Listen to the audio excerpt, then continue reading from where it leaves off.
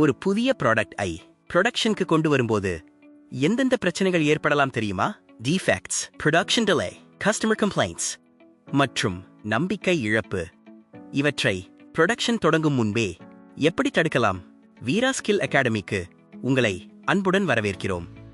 இன்று APQP, அதாவது advanced product quality planning பற்றி பார்க்க போகிறோம். இந்த வீடியோவில் APQP என்றால் என்ன, அதன் 5 முக்கிய ஃபேஸஸ் என்ன, மற்றும் ஒரு ப்ராடக்ட் முதல் நாளிலிருந்தே வெற்றிகரமாக லான்ச் செய்ய அது எப்படி உதவுகிறது என்பதை எளிமையாக புரிந்து கொள்வோம். வாருங்கள் தொடங்கலாம். அப்படியானால் APQP என்றால் என்ன? APQP என்பது அட்வான்ஸ்ட் ப்ராடக்ட் குவாலிட்டி பிளானிங். இது AIAG உருவாக்கிய ஒரு ஸ்ட்ரக்சர்ட் குவாலிட்டி பிளானிங் மெத்தடாலஜி. இதன் முக்கிய நோக்கம் கஸ்டமர் ரெக்வயர்மெண்ட்ஸ் சரியாக புரிந்து கொண்டு அதற்கேற்ப ப்ராடக்ட் திட்டமிட்டு உருவாக்குவது. APQP-யின் சிறப்பு என்னவென்றால், பிரச்சனை வந்த பிறகு அதை சரி செய்வதல்ல, ப்ராடக்ட் டெவலப்மெண்ட் நிலையிலேயே சாத்தியமான பிரச்சனைகளை முன்கூட்டியே தடுக்கிறது. இதன் அடிப்படை கொள்கை மிகவும் எளிமையானது. Plan quality, build quality, deliver quality. நினைவில் கொள்ளுங்கள், சிறந்த குவாலிட்டி என்பது இன்ஸ்பெக்ஷனில் உருவாகாது, அது சரியான பிளானிங் லேயே உருவாகிறது. APQP ஏன் இவ்வளவு முக்கியம்? சரியான பிளானிங் இல்லாமல் ஒரு புதிய ப்ராடக்ட் லான்ச் செய்தால் பல பிரச்சனைகள் ஏற்படலாம். டிசைன் எரர்ஸ், ப்ரொடக்ஷன் டிலேஸ் மற்றும் லேட் டிடெக்ஷன் ஆஃப் டிஃபெக்ட்ஸ். இதன் விளைவாக நேரமும் பணமும் அதிகமாக வீணாகும். ஆனால் APQP-ஐ சரியாக பயன்படுத்தினால் டிஃபெக்ட்ஸ் குறையும், ப்ரொடக்ஷன் டீலே குறையும், காஸ்டியும் கணிசமாக குறையும். ஒரு முக்கியமான விஷயத்தை நினைவில் கொள்ளுங்கள், ஒரு பிரச்சனையை பிளானிங் ஸ்டேஜ் லேயே கண்டுபிடித்தால் அதை சரி செய்ய சில மணி நேரங்கள் போதும். ஆனால் அதே பிரச்சனையை ப்ரொடக்ஷன் ஆரம்பித்த பிறகு கண்டுபிடித்தால் அதற்கான செலவு லட்சங்கள் அல்லது கோடிகள் வரை அதிகரிக்கலாம். எளிமையாகச் சொன்னால், plan early, find problems early, save time and cost. APQP-யின் உண்மையான நோக்கம் பிரச்சனைகளை சரி செய்வதல்ல, அவை நடக்கவே விடாமல் தடுப்பதுதான். APQP-யின் முதல் ஃபேஸ் பிளானிங் அண்ட் டெஃபினிஷன். இந்த ஃபேஸில் ஒரு வலுவான அடித்தளம் அமைக்கப்படுகிறது. முதலில் கஸ்டமர் தேவைகளை தெளிவாக புரிந்து கொள்ள வேண்டும். அதன் பிறகு ப்ராடக்ட் ரெக்வயர்மெண்ட்ஸ் வரையறுக்க வேண்டும்.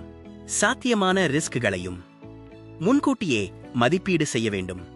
இந்த ஃபேஸின் முக்கிய outputs project charter, quality objectives மற்றும் preliminary bill of materials, அதாவது ஆரம்பகட்ட BOM. இவை அனைத்தும் ப்ராஜெக்டில் உள்ள அனைத்து டீம்களும் ஒரே இலக்கை நோக்கி செயல்பட உதவுகின்றன. எளிமையாகச் சொன்னால், understand the customer, define the requirements, assess the risks, start with a clear plan. ஒரு நல்ல தொடக்கம் இருந்தால் ஒரு வெற்றிகரமான ப்ராடக்ட் லான்ச்கான அடித்தளம் உறுதியாக அமையும். APQP-யின் இரண்டாவது phase product design and development. இந்த ஃபேஸில் என்ஜினியர்ஸ் கஸ்டமர் ரிக்வயர்மெண்ட்ஸ்க்கு ஏற்ப ப்ராடக்ட் டிசைன் உருவாக்குகிறார்கள். டிசைன் சரியாக உள்ளதா, அனைத்து தேவைகளையும் பூர்த்தி செய்கிறதா என்பது உறுதி செய்யப்படுகிறது.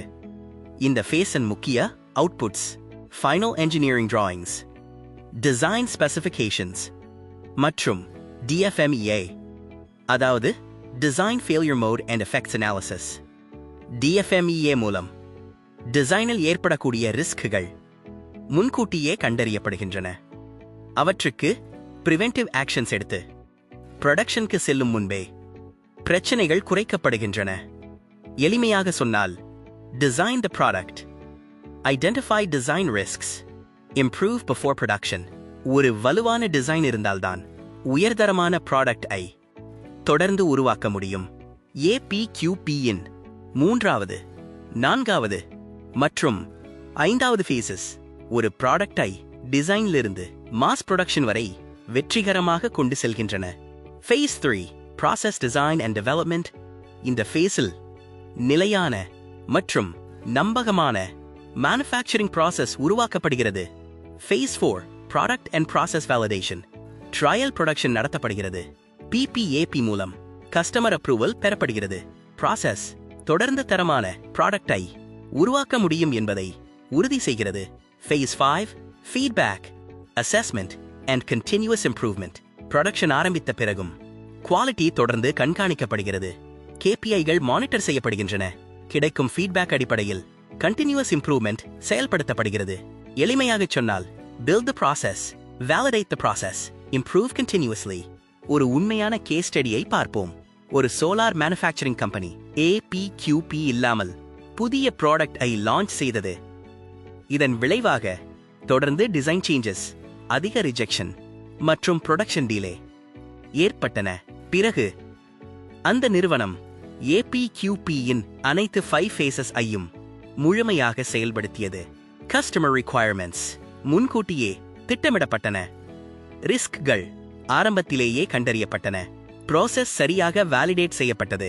இதன் விளைவாக ப்ராடக்ட் லான்ச் குறிப்பிட்ட நேரத்திலேயே நிறைவேறியது. டிஃபெக்ட்ஸ் 60% குறைந்தன. ப்ரொடக்ஷன் காஸ்டம் கணிசமாக குறைந்தது. எளிமையாக சொன்னால், better planning, fewer defects, lower cost.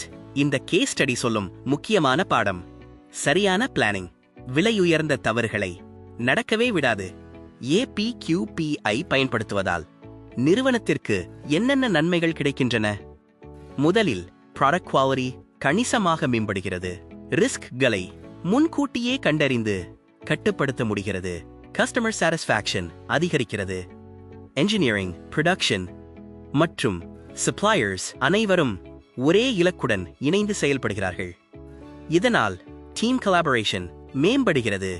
Scrap மற்றும் போஸ்ட் லான்ச் ரீவொர்க் குறைகின்றன. நேரமும் செலவும் கணிசமாக சேமிக்கப்படுகின்றன. எளிமையாகச் சொன்னால், better quality, lower risk, stronger team work, higher customer satisfaction.